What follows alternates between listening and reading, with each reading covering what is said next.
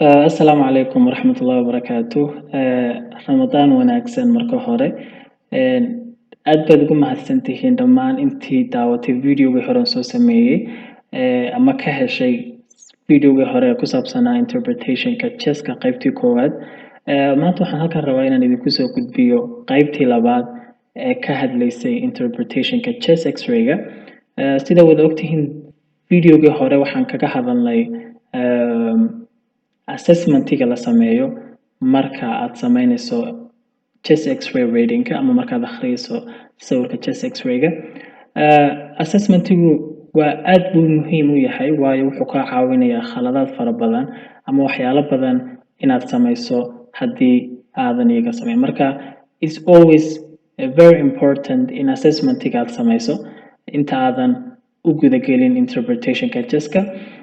So maanta videoga waxaan rabaa inaan ka hadalno approachka ama habka la maro lagu turjumo sawirka chess x-ray-ga.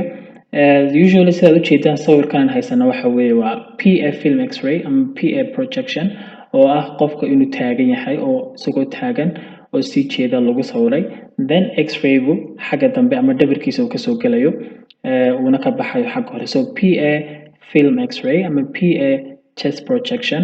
So sidoo kalena waxaad u jeedaan markerkeenu xaggan inoo yaalo oo ah left sidekii.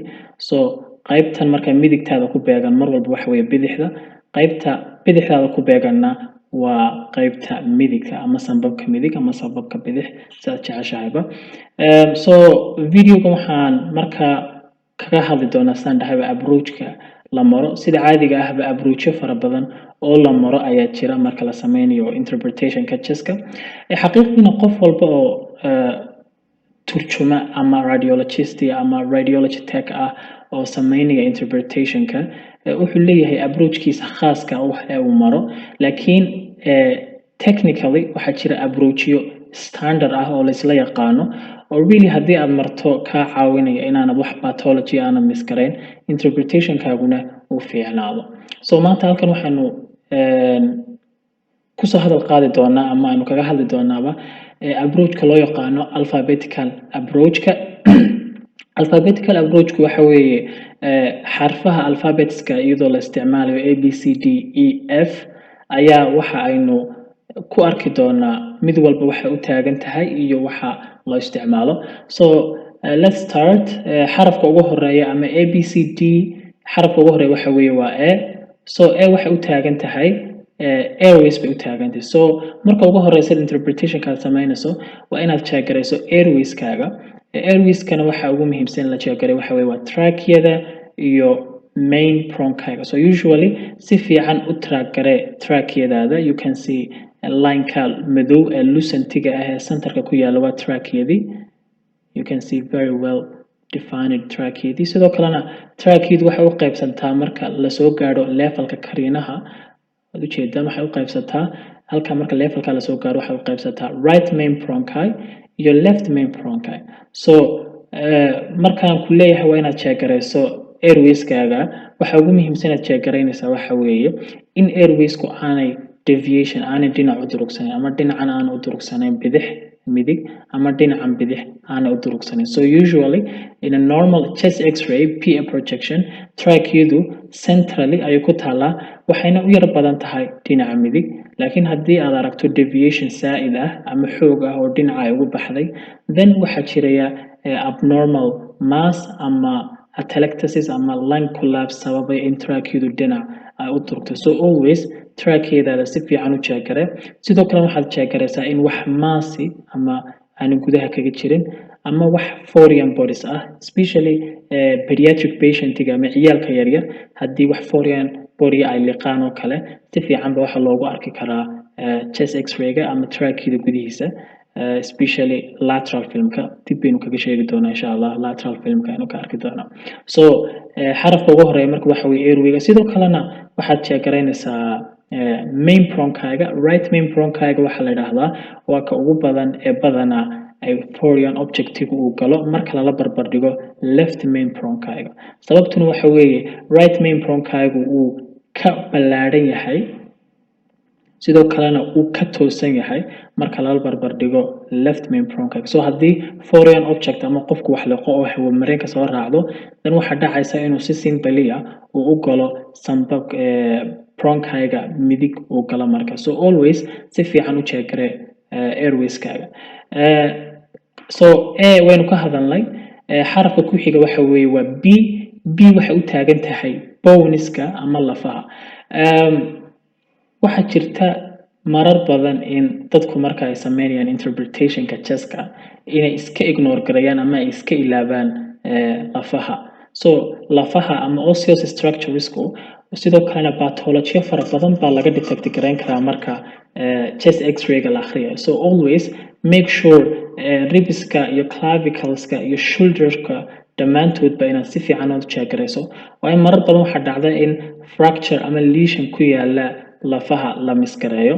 So waxaad kaga bilowdaa clavicleska. So waxaan haysanaa proximal clavicle, waxaan ka wada distal clavicle-ka, then soo raac ilaa intaad kasoo gaadhiso sternoclavicular joint-ga. So clavicle walba si fiican u check garee in wax fracture aanu ku ool, wax lesion aanu ku ool.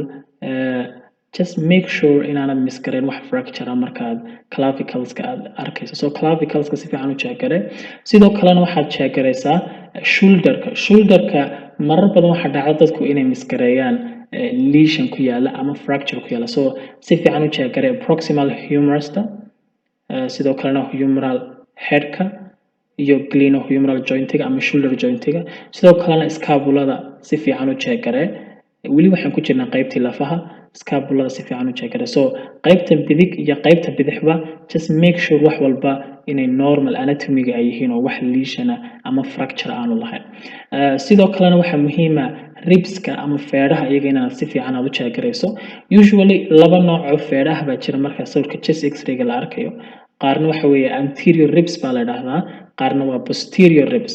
So feedhaha xagga hore ee laabta kusoo yaala iyo kuwa xagga dambe ee posteriorka ku yaala. So sidee loo kala gartaa anterior ribska iyo posterior ribska?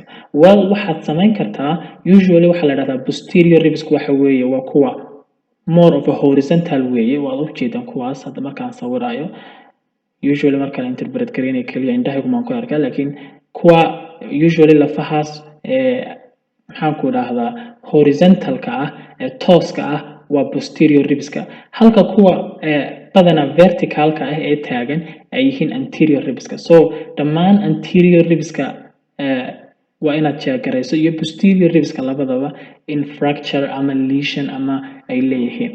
Okay, intaa markaan kaga nimaadno sidoo kalena haddii waxaad check garaynayso muhiim ah inaad check garayso vertebrada, especially waynagii ka hadalnay penetrationka. markaad analysiska aad samaynayso penetrationka waxaa lagu gartaa in vertebral bodies-ka aad ka dhex arki karto heart shadow-ga. So haddii aad arki karto then waxaad detect garayn kartaa pathology-yo ku dhaca vertebrada, especially waxaa kamid waxa loo yaqaano stress fracture-ka oo ah labada vertebro marka ay waxaan ka wada vertebral bodies-ku marka uu soo yaraado oo stress fracture oo qofku waxaan ku yiri wax fracture oo kale uu noqdo. So fracture caadi maaha oo line, laakiin waxa weeye height-kii ama dhererkii vertebrada ayaa soo yaraada oo isku soo yaraada.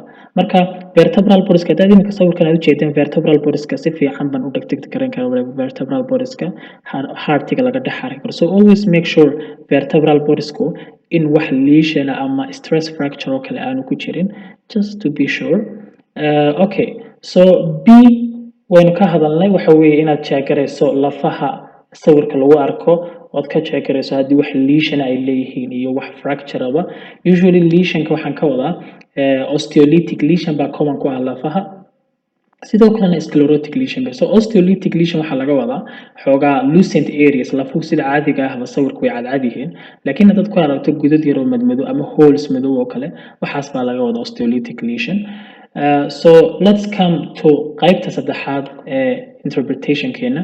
qaybta saddexaad waxaa loo yaqaanaa ama xarafka saddexaad oo ah C. So C waxay u taagan tahay cardiac.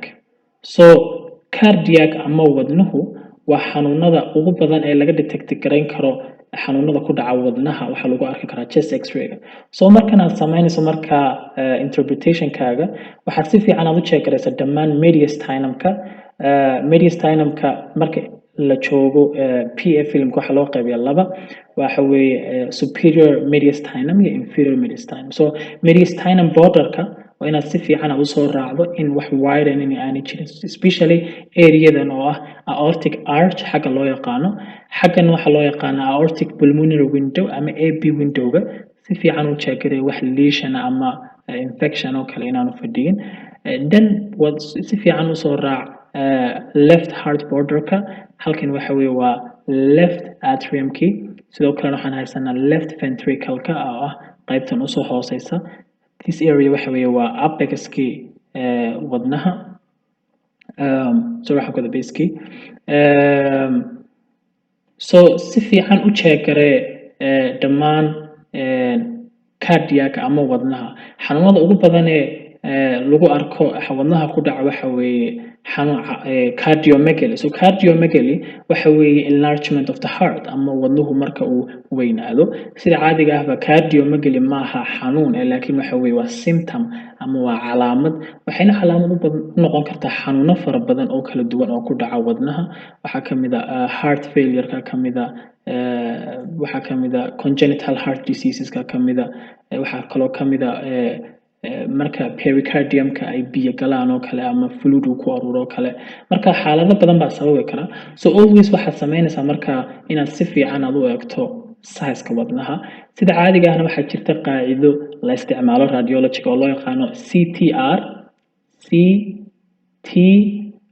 oo laga wado cardiothoracic ratio so cardiothoracic ratio waxa weeye inaad cabirto oo isbarbar dhigto widthka sambabadoo dhan halkan laga soo bilaabo ilaa halkaas sorry so chest wall-ka oo la cabiray iyo sidoo kalena cardiac widthka oo isagana la cabiro oo dhameystiran labadan marka la isu geeyo oo loo qaybiyo kan then haddii 50% ama 0.5 ay ka weynaato then waxay calaamad u tahay cardiomegaly ama qofku inuu wadnihiisu uu weyn yahay laakiin niyadda waa inaad ku hayso sawirka PA-ga oo kaliya in lagu detect gareyn karo cardiomegaly-ga sawirka AB filmka loo yaqaano ama AP projection-ka ee X-ray-ga qofka uu ka imanayo oo ka soo galayo xagga hore ee xagga dambe oo ka baxayo kaas looma isticmaali karo cardiomegaly-ga in lagu assess gareeyo waayo waxa jira feature loo yaqaano magnification oo X-ray tube-ku wuxuu u soo dhawaanayaa qaybta wadnuhu ku yaalo oo ah xaggan hore ee jirkeena then wadnihi wuxuu u ekaanayaa inuu yara weynaaday oo kale so usually haddii la cabirayo qofkan inuu cardiomegaly qabay in kale mar walba waa inaad isticmaasho sawirka PA-ga okay so qaybta C-da waynu ka hadalnay oo ah cardiac ama wadnaha inaad si fiican aad u check-garayso it's really very important inaad check-garayso wadnuhu inaanu weynaan in wax air oo kale ama pneumopericardium waxa la yiraahdo kale inaan wax air aanay ku jirin cardiac gudihiisa aanay ku jirin waxa ka wada cardiac wall-ka ama pericardium-ka sidoo kalena great vessels-ka ama xididada waaweyn ee soo gala wadnaha waxa kamid ah inferior vena cava oo xaggan hoose ka soo gala right atrium-ka waxa ka wada ventricle-ka sidoo kalena xaggan waxa ku jira sidoo kalena superior vena cava oo right atrium-ka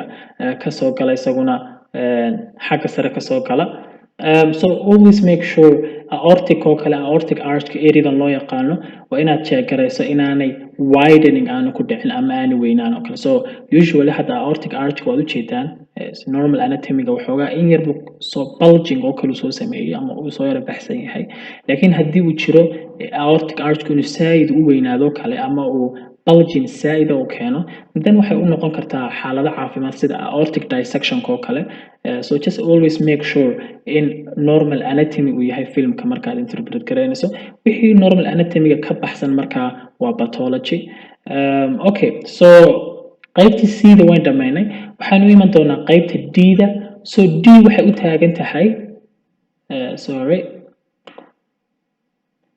so qaybta D waxay u taagan tahay iyadoo diaphragm-ka so sidaad ogtihiin diaphragm-ku waxa weeye waa muruqa ama muscle-ka kala qaybiya chest cavity-ga iyo abdominal cavity-ga so halkan waa chest cavity-gi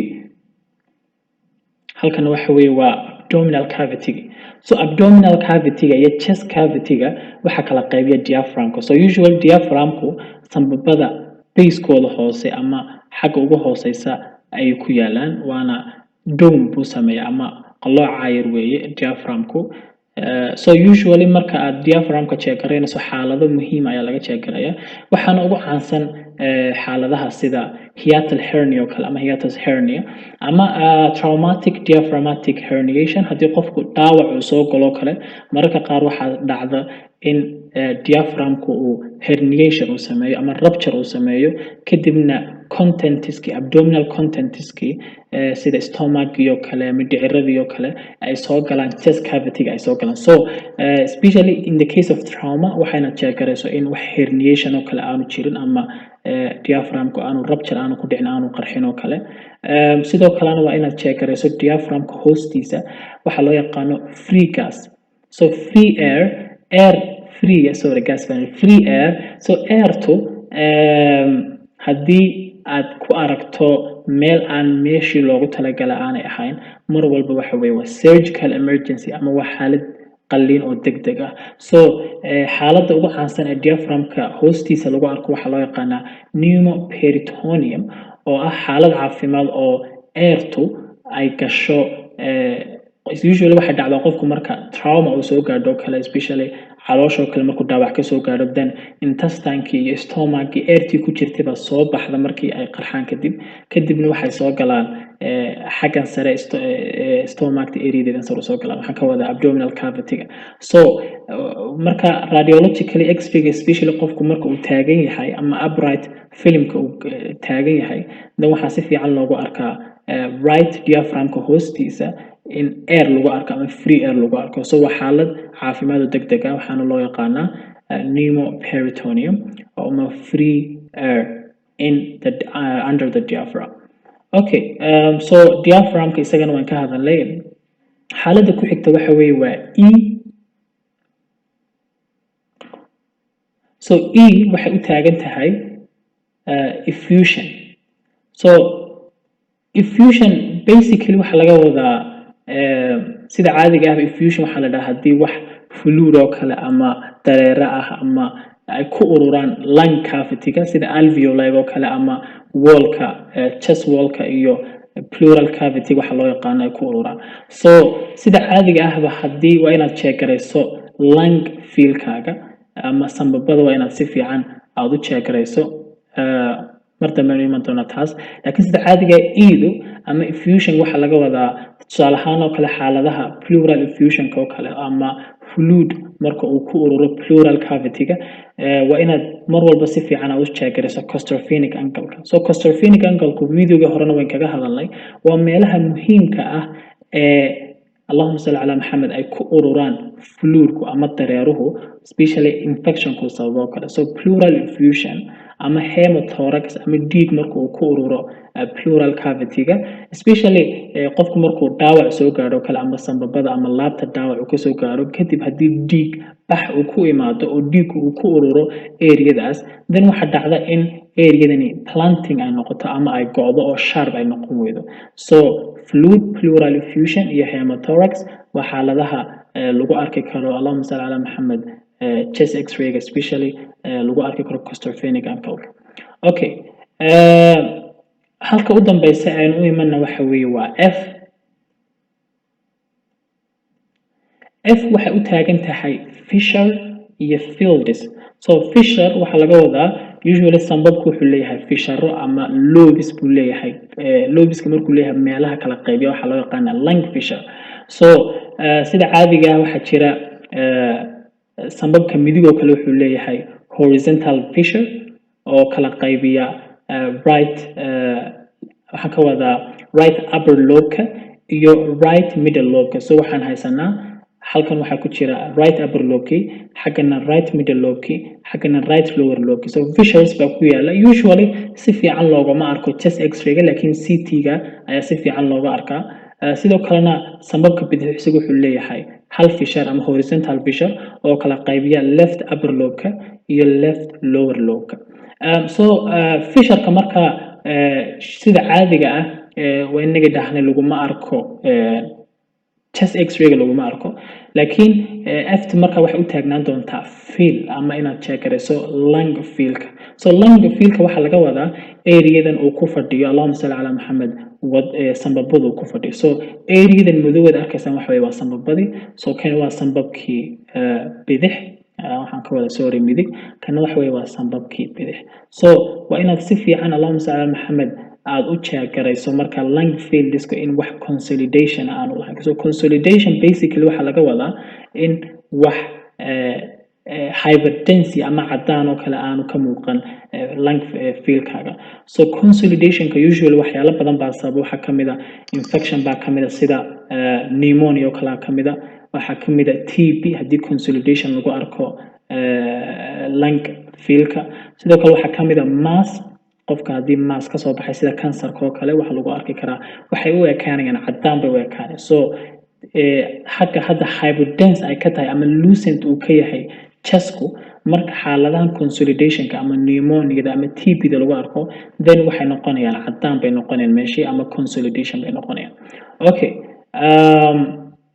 so always make sure sidoo kalena Allahumma salli Muhammad inta aynan ka bixin lung field-ka xaaladaha kale aad check garaynayso waxa kamid ah xaaladda loo yaqaano pneumothorax so pneumothorax waxa laga wadaa marka layerka u dhaxeeya sanbabada iyo chest wall-ka space-ka u dhaxeeya aan idhaahday oo loo yaqaano chest cavity-ga ama pleural cavity-ga loo yaqaano marka air ay dhex gasho so xaalado badan oo caafimaad kala duwan baa iyagana sababa basically marka leen ku hadli doono waa hadda ma soo koobi karno xaaladaha faraha badan ee chest x-ray ga lagu arki karo kaliya laakiin insight baan idin so hadii aad aragto marka linear ama sawir waxaan ka wada line linear ah oo madow oo sanbabka dhakadiisa ku sawiran then waxay calaamad u noqon kartaa pneumothorax-ka especially hadii massive pneumothorax oo kale ay jirto so basically intaasa inagu filan hadda and then maybe inshallah later waxaanu kaga hadli doonaa xanuunada fara badan ee lagu arko chest x-ray ga mid walba si khaas ah u sharxi doonaa laakiin just hadda approach kun baynu tusayaa on loo maro marka interpretation kala sameeyo okay f waxa ku xiga g ba ku xiga g waxa loo yaqaanaa gastric bubble bay u taagan tahay usually gastric bubble ku waxaan sidaan sheegay waa airta lagu arko sanbabka bidix hoostiisa waxayna calaamad u tahay in qaybtani xaggii bidix ay tahay laakiin wax farweyn oo macnaha pathology oo sheegi karta ma jirto so xarafka ugu dambeeya waxa loo yaqaanaa g waxa ku xiga H hadaan khaldanayn oo ah hilum so hilum waa meelaha ugu muhiimsan ee pathologiyada faraha badan lagu arko lungaska hilumka waxa la yiraahdaa areada sanbabka ay ka soo galaan xididada dhiigga neerfayaasha iyo hawamareenka labaduba so waad xasuutaan markaynu ka hadlaynay bronchiga right main bronchi iyo left main bronchiga areadan waxa loo yaqaanaa hilumka sanbabka so hilumku waa halka blood vesselska nerveska iyo sidoo kalena lymph nodesku ay ka galaan kana baxaan sanbabka waana really meel aad muhiim u ah oo pathology fara badan lagu arko so markan aad check garaynayso hilumka make sure wax walba inay sidii loogu talagalay ay yihiin normal anatomy tusaale ahaan inaanu hilumka kale aanu enlargement aanu noqon ama hilumka aanu soo weynaan oo kale sidoo kalena infection oo kale ama consolidation oo kale inaanay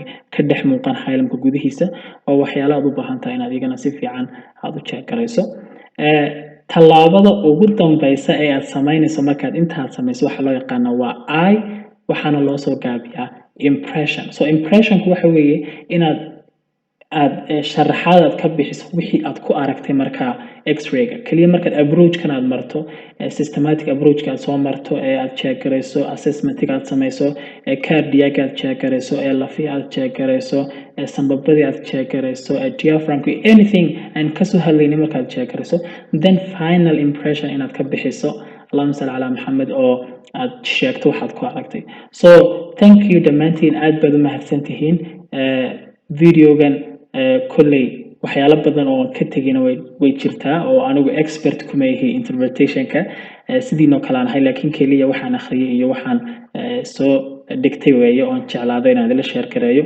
aad baad u mahadsantihiin insha Allah fiidiyoyadan la mid ah ayaan soo gudbin doonaa. Waxaana ugu muhiimsan oo tala iga ah qofka interpretationka sameynaya, maadaama ay tahay shaqo aad muhiim u ah oo qofka noloshiisa saameyn ku yeelanaysa oo xaalad caafimaad oo qofka aad ku diagnose gareynaysid, inaad anatomiga si fiican aad u baratid ama si fiican anatomiga aad isaga dhistid. Insha Allah waxaan rajeynayaa hadda wixii ka dambeeya inaan soo gudbin doono fiidiyoyo anatomy ah oo especially x-rayga aynu kaga bilaabi doono, kadibna insha Allah other modalitiska kale aynu u gudbi doono. Laakiin interpretationku halkan inooga eegay maanta. Dhammaantiin aad mahadsantihiin. Asalaamu calaykum.